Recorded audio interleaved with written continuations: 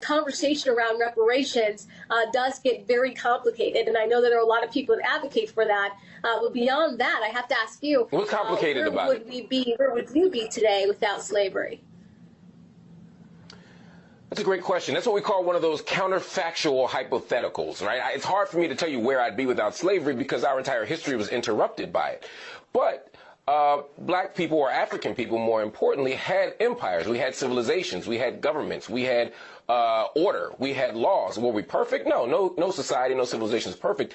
But the question, where will we be without slavery, would imply or suggest to people that somehow we have benefited from the enterprise of slavery, or that somehow in the aftermath of slavery we're better off than we otherwise would have been. And there's absolutely no evidence to believe that African people were better after interacting with enslavers, after interacting with the European colonists. There's no evidence of that. So I don't know where we'd be without slavery, but I'm certainly sure it's better than where we would otherwise be.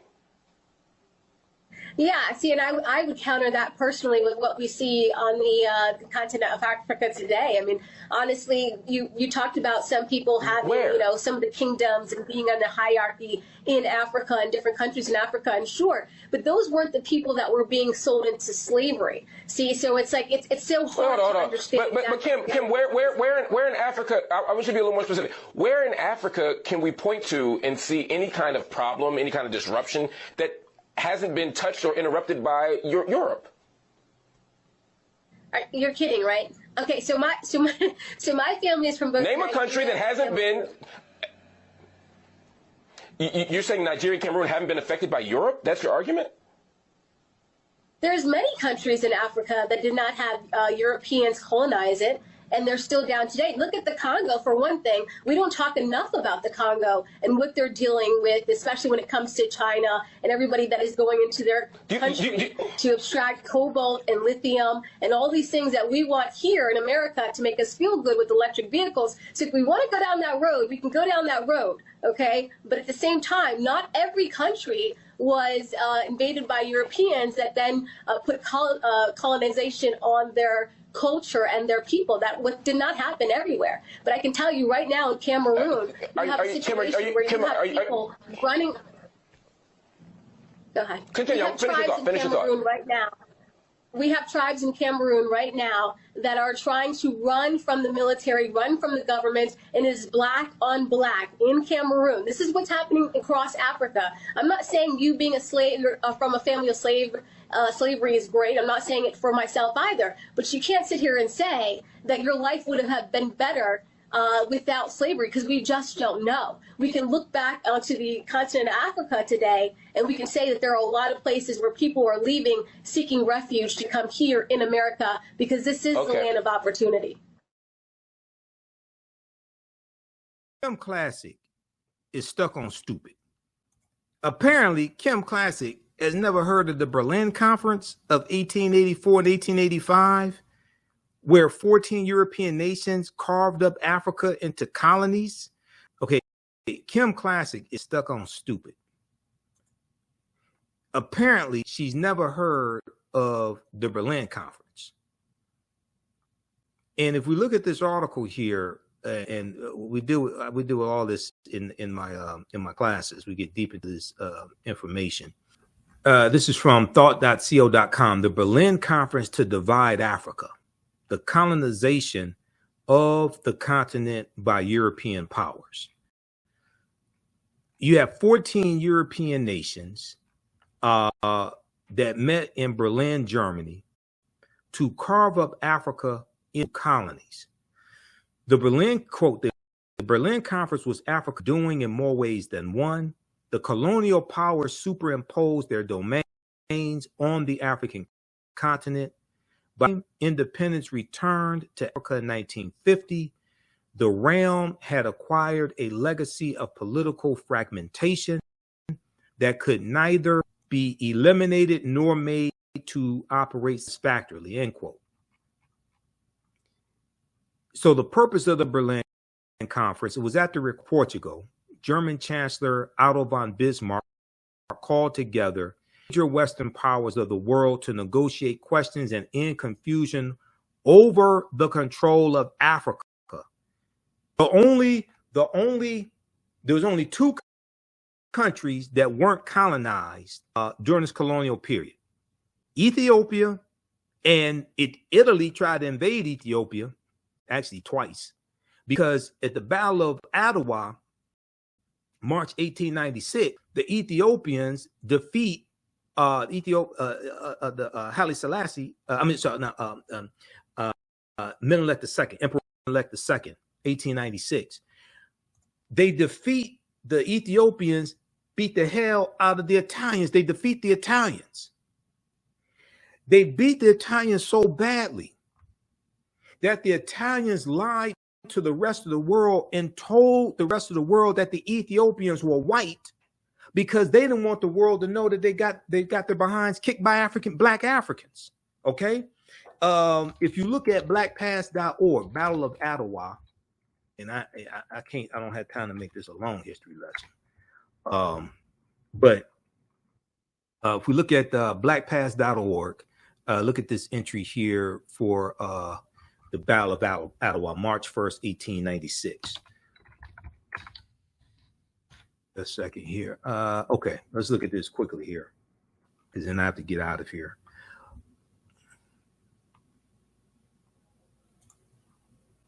Okay, let's flip over to this. Battle of Adawa. Now you see different spellings. It may be ADWA or ADOWA. Battle of Adawa, 1896. This is from blackpast.org. All right. In March 1896, Ethiopian forces under the leadership of Emperor Menelik II surprised the world by defeating an Italian army sent to conquer empire. Okay. Now, read all of this. Okay. But they kicked the Italians behinds. Now, at the end of the article, they talk about how, let's see,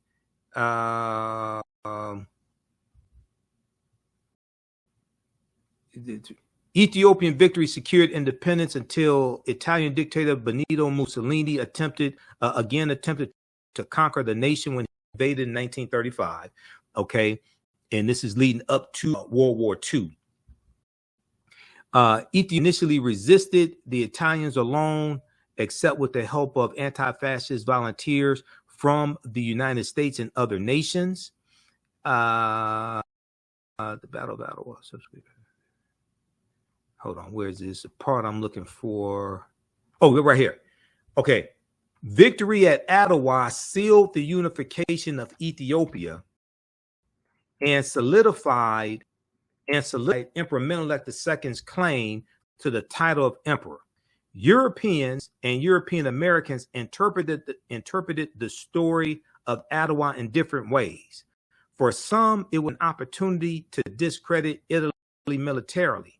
For others, it was important to advance the view that the Ethiopians were not black. For others, it was important to advance the view that the Ethiopians were black, thus explaining away the significance of white and European defeat. The Italians told the rest of the world that the Ethiopians were not black. They said they were white. They didn't want the rest of the world to know that they got their behinds kicked by these black Africans. But at the same time, the other European nations didn't want to give other African nations ideas. Oh, we can overthrow our white oppressors also.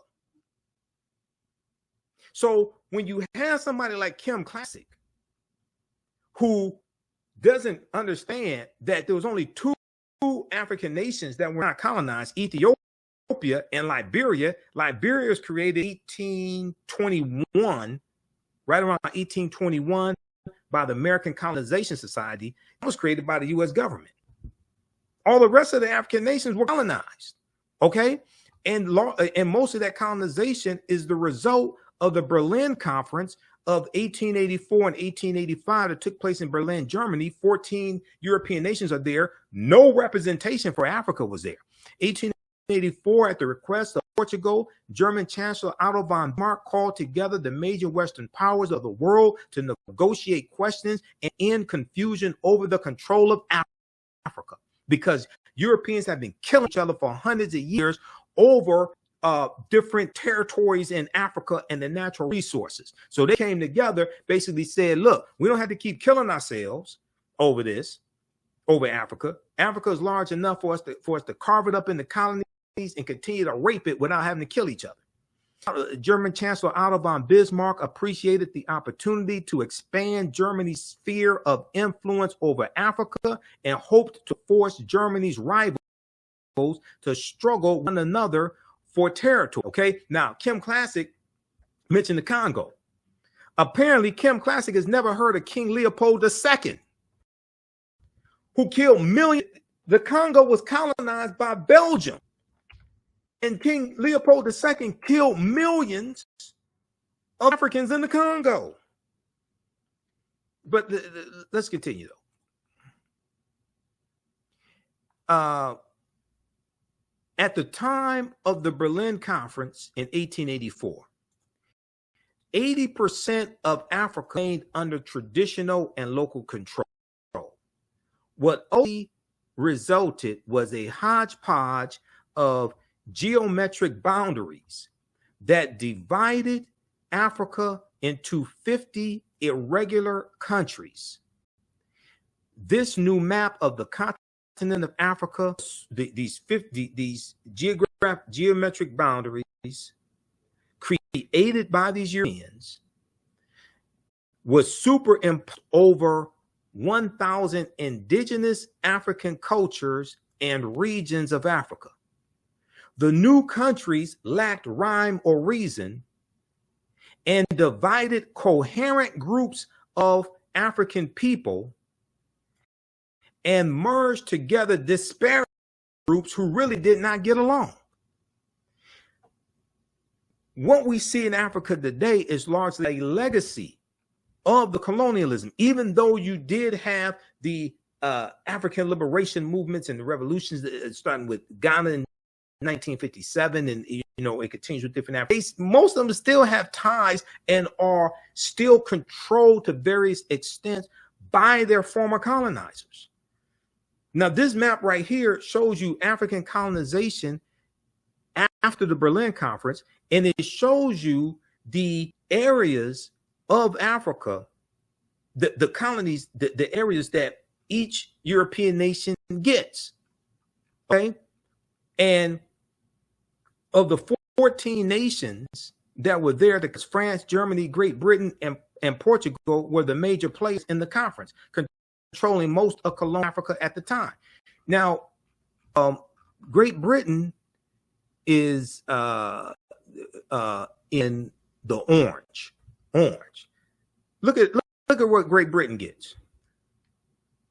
They get South Africa, they get Namibia, they get Kenya, Nigeria, they get Egypt, they get Nigeria. Let's see, Nigeria. It's a number of different countries that Great Britain gets. Okay, we see France gets countries like Senegal, things of this nature. Okay, read the rest of this here. Read the rest of this article. We see the Congo. Congo goes to Belgium. Neutrality part of the Congo Basin became a personal kingdom of Belgium Kings Leopold II. Under his rule, over half of the region's population died. Okay, Leopold II, who's a mass murderer. If we look at, let me see what I know. I have something on Leopold here. Just a second here. Black statue, black.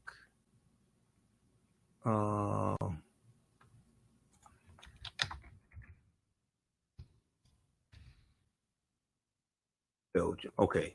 So she mentioned, Kim Klacik mentioned the Congo, but she didn't mention Leopold. Leopold II, Belgium wakes up to its bloodiest colonial past, June 13, 2020. Here's a statue of Leopold. Leopold II ruled Belgium from 1865 to 1909. Activists want this statue in Brussels removed due to his brutal regime in Congo Free State.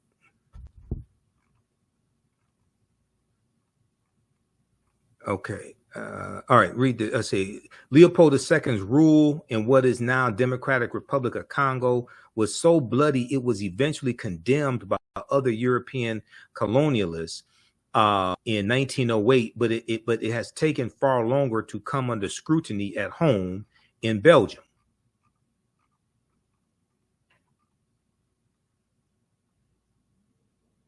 Last week, thousands in the country of 11 million joined solidarity protests about the killing of a U.S. black man named George Floyd in police custody.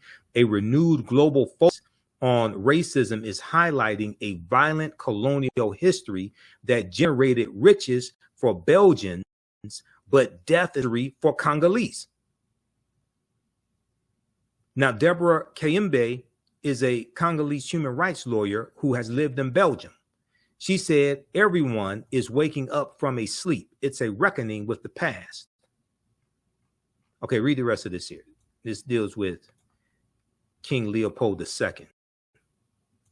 Colonized Congo. Killed millions of Congolese. All right, look, if you learn anything from today's show, especially dealing with history, you can support the African History Network, $ TheAHNShow through Cash App, and also through PayPal, paypal.me/TheAHNShow. This show does not come together without financial resources. So we definitely need your support. We definitely appreciate your support. It takes a lot to produce this show, keep the African History Network running, pay the bills, pay for the services that I use, like which I'm broadcasting through right now, that lets me broadcast on multiple platforms and archive this information. $TheAHNShow through Cash App. Right on the homepage of our website, we have our Cash App and PayPal information. When you scroll down below our classes, below the information on the online classes that I teach. And also register for my class on Saturdays, Ancient Kemet, Egypt, the Moors, and the Ma'afa, Understanding the Transatlantic Slave Trade, what they didn't teach you in school. If you missed the class we just did this past Saturday, as soon as you register, it's archived. You can watch it. We do the sessions live. All the sessions are archived and recorded. You can go back and watch the time, even after the course is over with. This content is PG-13. You can use it with your children. We go through and look at history chronologically, deal with thousands of years of history, what leads up to the transatlantic slave trade taking place. We also deal with the 800-year occupation of Europe by the Africans known as the Moors, who take the teaching from ancient Kemet, ancient Egypt into Europe, and this brings Europe out of the Dark Ages. Okay, so register for that. Lastly, this article that I forgot to show you, I pulled it up here. This is from the Washington Post. This deals with how this deals with skills that African people had before we even came to America or before we were put into slavery. This is by Jillian Brockell, staff writer at the Washington Post. Note to Florida and DeSantis, enslaved Africans were already skilled. This is what I've been saying. Now, this is a picture of Benin bronze statues, African masterpieces. Benin bronze statues were stolen and ended up in British and American museums. Okay. And we just look here at a section here of the article. Here are simple historical facts. Africans already were skilled before they were, and in many cases, enslavers sought and purchased people coming from specific African society based on skills common in those societies, this is absolutely true as well. Decades of research, slave ship manifests, plantation ledgers, newspapers, letters, journals, and archaeological digs, dozens of scholars support this. Much of it is compiled in the 2022 book, African Founders, How Enslaved People Expanded American Freedom, by Pulitzer Prize-winning historian David Hackett Fisher.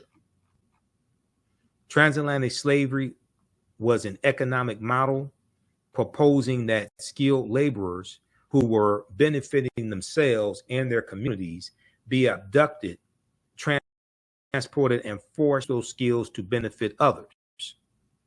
Other skills such as literacy, ministry, and music making were often banned because they did not benefit and even threatened the enslaver. Hackett Fisher explains, historian Hackett Fisher in his book explains how in the mid-1700s, enslaving colonists in the low country of the Carolinas, Georgia, and Florida targeted people from the windward coast of West Africa, where rice had been cultivated for thousands of years. In the low country, enslaved people then complex systems of canals, levees, floodgates, and fields, just as they had in West Africa, providing the region with its first massive cash crop. In New England, the Puritans targeted Akan-speaking people from the Gold Coast of West Africa, who had a long military tradition emphasizing and quick thinking.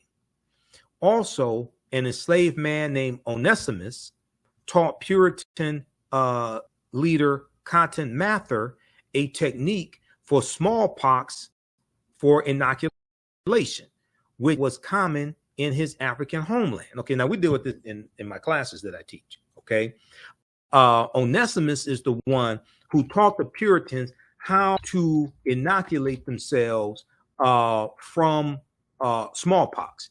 There's an article from history.com, official website of the History Channel, that deals with this. We came from sophisticated civilizations. Okay, we didn't have to be into an apprenticeship program. This is why this nonsense coming from Dr. William Allen and Dr. Francis Presley Rice with the social studies standards out of Florida is stupid.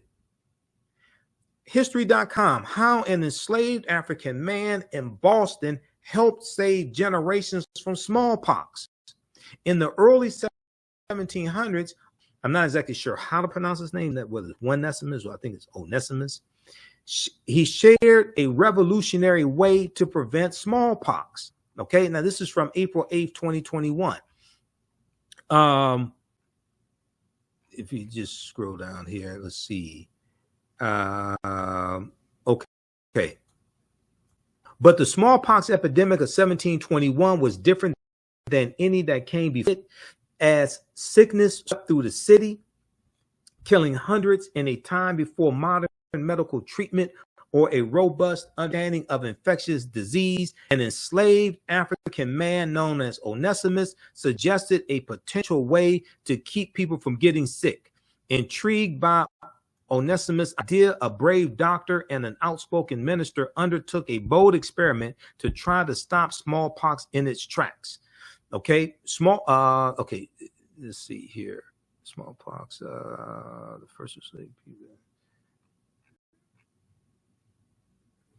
In 1706, an enslaved West African man was purchased for the prominent Puritan minister Cotton. Okay, the prominent Puritan minister Cotton Mather by his congregation. Cotton Mather gave him the name Onesimus after an enslaved man in the Bible whose name meant useful. Puritan minister Cotton Mather, who was a powerful figure in the Salem witch trials, believed that owners of enslaved people had a duty to convert enslaved people to Christianity. How nice of him. Well, we could say that's mighty white of you, but okay, whatever. So that owners of enslaved people had a duty to convert enslaved people to Christianity and educate them. But like other white men in his area, he also looked down on what he called the devilish rights of Africans and worried that enslaved people might openly rebel. He was right to worry that we may take up arms against our oppressors. He was right to be a little worried that we were kidnapped and enslaved and may not like it. Okay, read the rest of this article here. But this deals with Onesimus and how this African man saved all these white people. How an enslaved African man in Boston helped save generations from smallpox.com, official website of the History Channel. Okay, now let's go back to this from Jillian Brockel very quickly. Then I have to get out of here. All right. Chesapeake enslavers wanted people like the Crew people, KRU, specifically for their skill for boat building. Though Europeans were distances, slave traders marveled at the superiority and slave traders marveled at the superior stability and speed of West African canoes, some of which they said could hold 100. These boat designs were ideal for fishing, freight, and ferrying up and down the Chesapeake Bay. And later in Texas, enslavers wanted a subset of enslaved people in South Carolina descended from the Fulani, because they were already skilled herders, okay, the cattle, okay, herding cattle. The term boy likely originates from this South Carolina group. There's evidence the African tradition of singing herd at night influenced what became cowboy songs, according to Hackett Fisher. Now, the term cowboy, originally the term cowboy was a derogatory term that white men used for African-American cattlemen, cowhands, because white men were called cowhands or cattlemen. African-American men were called cowboys as a derogatory term for them. Okay, as you have the westward migration in this country, especially after slavery ends, westward migration going to the 1870s, things like this, 1870s, 1880s. You have the westward expansion. You have you go to 1849, the gold rush in California, 1849. California becomes a state in the Union in 1850. Okay, so all that period of time. And you have, just like 1879, the Black Exodus of 1879, we have 6,000 African Americans migrating from Louisiana out west to Kansas. This is an example of this. So cowboy was a derogatory term originally used against African Americans, but over time it became a general term. In a lot of these cowboy movies, historic African American cowboys got depicted as white people. Who would have saw that coming? The term cowboy, back to this article, the term cowboy likely originates from this South Carolina group. Okay. There's evidence the African tradition of singing to a herd at night influenced what became known as cowboy songs, to Hackett Fisher.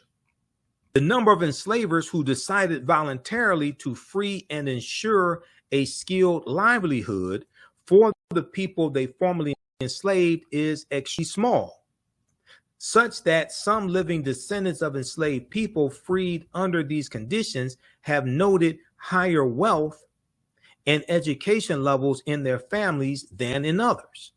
Okay.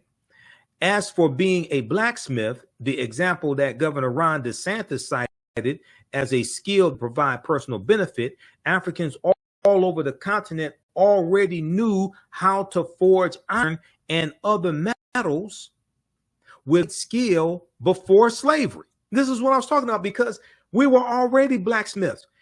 We mastered metallurgy. We took those skills into Europe. These are the skills the African Moors are taking into Europe in 711 and subsequent years. We ain't have to be kidnapped to be put into an apprenticeship program. Quote, that's why masterpieces like the Benin bronzes were later stolen and ended up in British and American museums. Governor Ron DeSantis, who has a history degree from Yale University, who knows better than this BS that he's out here trying to substantiate and defend. Governor Ron DeSantis' office did not immediately respond to a request for comment on criticism and refutations of Florida's new guidelines or the factual basis for his blacksmith statement. But the story of the enslaved metal worker, Philip Reed, who played a major role in casting the bronze, quote, Statue of Freedom, end quote, that stands atop the U.S. Capitol dome, provides a telling example. Okay, Philip Reed was already a skilled plasterer by the time the artist Clark bought him in Charleston in 1889. And over the next 2 decades, Reed learned a ton about and casting monumental bronzes, more than anyone else in the United States, perhaps even including Mills. The federal government even paid Reed more than the white man who worked on the Freedom Statue project. Quote unquote paid is in quote because 6 days after Reed's wage, 6 days because 6 days a week, wage went to Mills. On Sundays, Reed was allowed to keep his own wage.